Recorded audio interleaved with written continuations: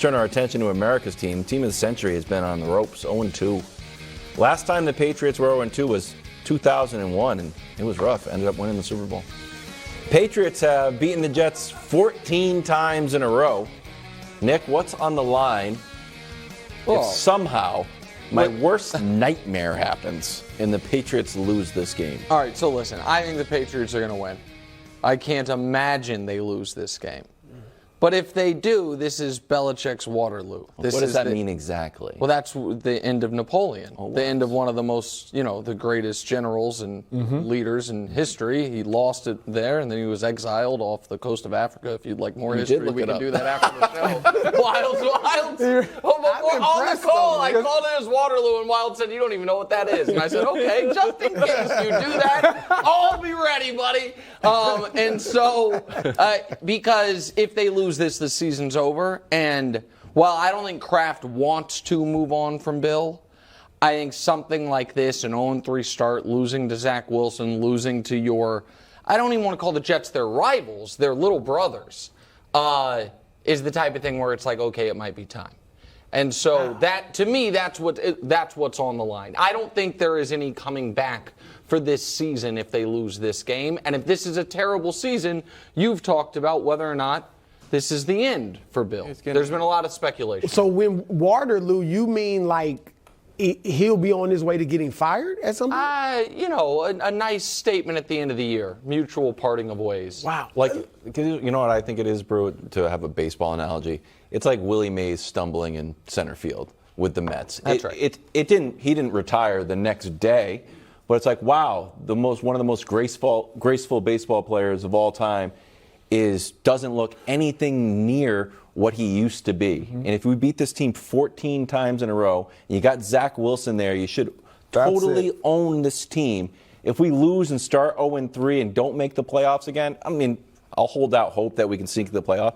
But that will be the moment, like, oh, that's our Willie Mays stumbling moment. Okay, I get it. I mean, you guys expected more from the post-Brady Patriots than I did.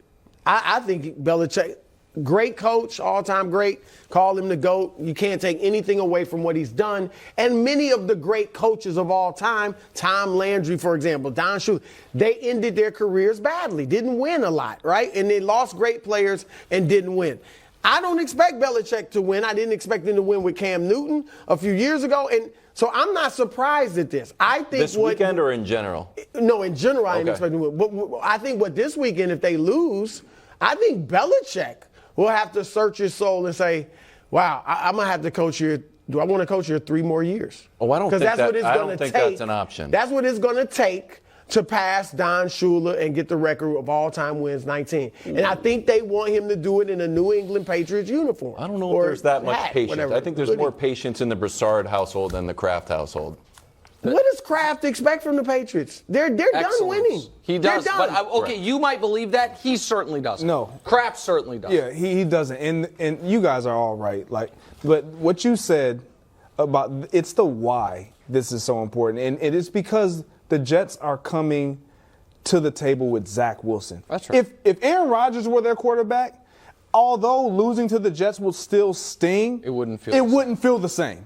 But because now Zach Wilson is at the helm for the New York Jets, and you know what it's looked like over these last few years of just pure dominance, you can't let that young man. And I know it sounds like it's just a shot at Zach Wilson, okay, he's a pro but this athlete. is the reality of what they're looking at in Bill Belichick. They should be able to confuse him. It's like, look, if you can't do that with that guy at quarterback, it's starting to go downhill. But if they get beat, are you actually going to think Belichick has lost his fastball?